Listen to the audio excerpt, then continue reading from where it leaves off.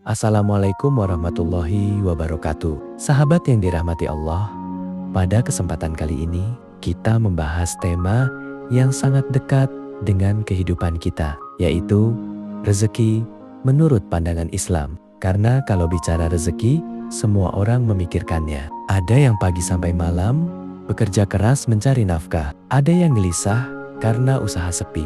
Ada yang bingung kenapa sudah bekerja keras tapi hasil belum terlihat. Maka pertanyaannya, apa sebenarnya rezeki menurut Islam? Apakah rezeki hanya uang? Apakah rezeki sudah diatur? Kalau sudah diatur, mengapa kita harus berusaha? Mari kita pahami dengan bimbingan Al-Quran dan Sunnah. Rezeki sudah dijamin oleh Allah. Pertama yang harus kita yakini adalah rezeki setiap makhluk sudah dijamin Allah. Allah berfirman dalam Al-Quran, dan tidak ada satu makhluk melata pun di bumi, melainkan Allah yang memberi rezekinya.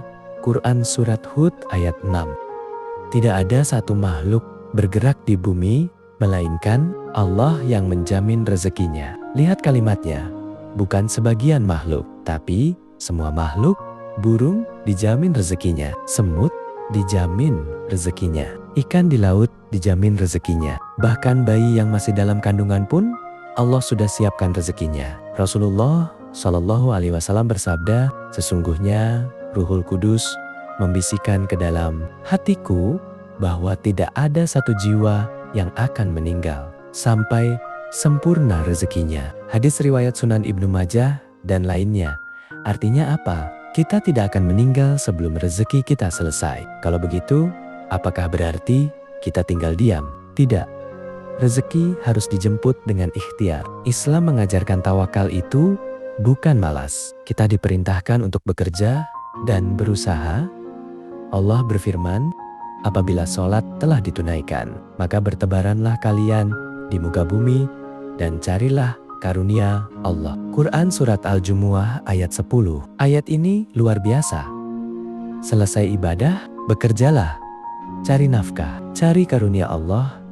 Jadi, Islam tidak mengajarkan umatnya bermalas-malasan. Rasulullah SAW juga bersabda, seandainya kalian bertawakal kepada Allah dengan sebenar-benarnya, tawakal, niscaya kalian diberi rezeki sebagaimana burung diberi rezeki. Pagi hari keluar dalam keadaan lapar, sore hari pulang dalam keadaan kenyang. Hadis riwayat Jami At-Tirmidzi. Perhatikan satu hal penting.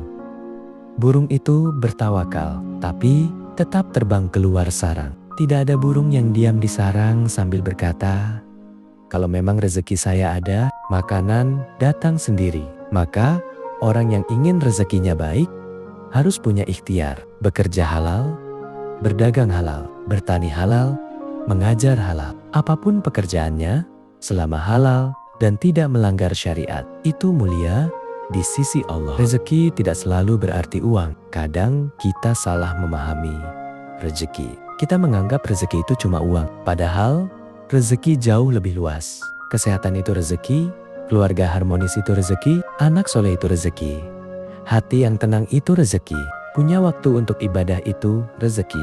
Banyak orang kaya tapi tidak tenang. Banyak uang tapi sakit-sakitan. Maka jangan ukur rezeki hanya dari isi dompet. Allah berfirman, barang siapa bertakwa kepada Allah, niscaya Dia akan memberikan jalan keluar baginya dan memberi rezeki dari arah yang tidak disangka-sangka. Quran Surat At-Tolak ayat 2-3. Kadang rezeki datang bukan dari yang kita kira. Ada orang tiba-tiba dapat pekerjaan. Ada yang hutangnya lunas. Ada yang dipertemukan orang baik. Ada yang diselamatkan dari musibah. Itu semua rezeki. Kalau ada pembuka rezeki, ada juga penghalang rezeki.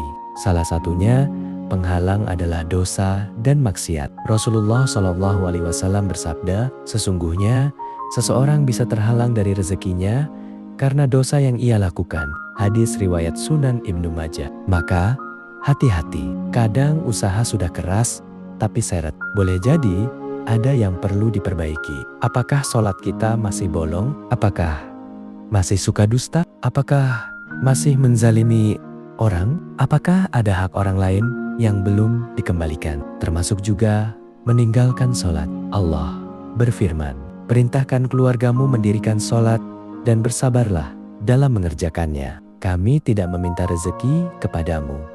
Kamilah yang memberi rezeki kepadamu. Quran Surat Toha ayat 132. Ayat ini sangat dalam maknanya. Allah seakan berkata, jaga sholatmu, aku yang urus rezekimu. Lalu, bagaimana agar rezeki dimudahkan? Pertama, bertakwa kepada Allah. Disebutkan tadi dalam Quran Surat At-Tolak ayat 2-3. Semakin dekat kepada Allah, semakin Allah mudahkan jalan hidup. Kedua, istighfar. Nabi Nuh berkata kepada kaumnya, mohonlah ampun kepada Tuhanmu, sungguh Dia Maha Pengampun. Niscaya Dia akan menurunkan hujan lebat kepadamu, memperbanyak harta dan anak-anakmu. Quran Surat Nuh ayat 10-12. Istighfar bukan hanya menghapus dosa, tapi juga sebab datangnya keberkahan rezeki. Ketiga, menyambung silaturahmi. Rasulullah SAW bersabda, barang siapa ingin dilapangkan rezekinya dan dipanjangkan umurnya, hendaklah ia menyambung silaturahmi. Hadis riwayat Sahih Al-Bukhari dan Sahih Muslim. Jangan memutus hubungan keluarga. Jangan simpan dendam bertahun-tahun, karena keberkahan rezeki kadang terhalang oleh hati yang rusak. Keempat, sedekah. Allah berfirman, apa saja yang kalian infakkan, Allah akan menggantinya. Quran Surat Saba ayat 39. Jangan takut miskin karena sedekah. Karena hitungan Allah berbeda dengan hitungan manusia. Kadang memberi sedikit, Allah balas berkali-kali lipat. Maka yakin bahwa rezeki sudah dijamin Allah. Rezeki harus dijemput dengan usaha halal. Rezeki bukan hanya uang.